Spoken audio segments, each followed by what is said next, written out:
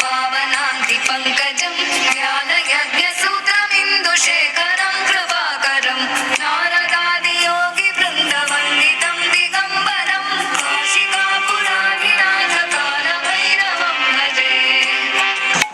भानुकोटिभास्वरं भवाब्धितारकं परं नीलकण्ठमीप्सितार्थदायकं त्रिलोचनं कालकालमम्बुजाक्षमक्षशूलमक्षरं काशिकापुराधिनाथकालभैरवं भजे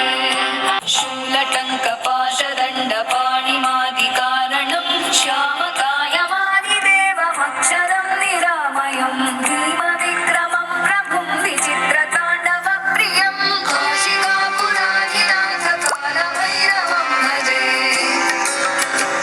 मुक्तिदायकं प्रशस्तचारुविग्रहं भक्तवत्सलं स्थितं समस्तलोकविग्रहं विनिक्मणं मनोग्रहेम किङ्किणीलसत्कटिं काशिकापुराधिनाथकालभैरवं भजे धर्मसेतुपालकं त्वधर्ममार्गनाशकं कर्मपाशमोचकं सुशर्मदायकं विभुं स्वर्णवर्णशेषपाशशोभिताङ्गमण्डलं काशिकापुराधिनाथकालभैरवं भजे रत्नपादुकाप्रभाभिरामपादयुग्मकं नित्यमद्वितीयमिष्टदैवतं निरञ्जनं मृत्युदर्पनाशनं करानदं श्रमोक्षणं काशिकापुराधिनाथकालभैरवं भजे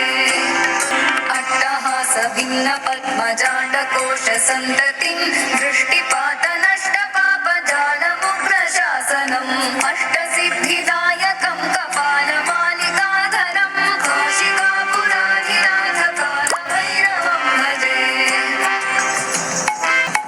भूतसङ्घनायकं विशालकीर्तिदायकं काशीवासलोकपुण्यपापशोधकं विभुं नीतिमार्गकोविदं पुरातनं जगत्पतिं काशिकापुराधिनाथकालभैरवं भजे